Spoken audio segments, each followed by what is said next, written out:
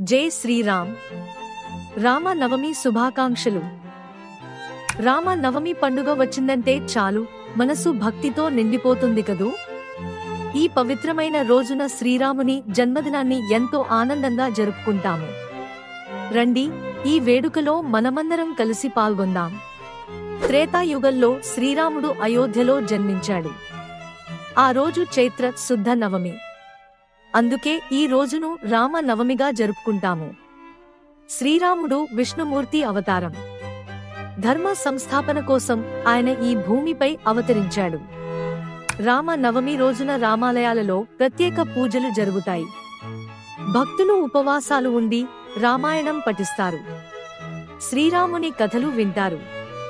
ఈ పవిత్రమైన రోజున చేసే ప్రార్థనలు మనకు శుభాన్ని కలిగిస్తాయి. రామ నవమి నాడు అయోధ్యలో జరిగే వేడుకలు ఎంతో ప్రత్యేకమైనవి. దేశం నలుమూలల నుండి భక్తులు అయోధ్యకు తరలి వస్తారు. శ్రీరాముని కళ్యాణం కూడా ఎంతో వైభవంగా జరుగుతుంది.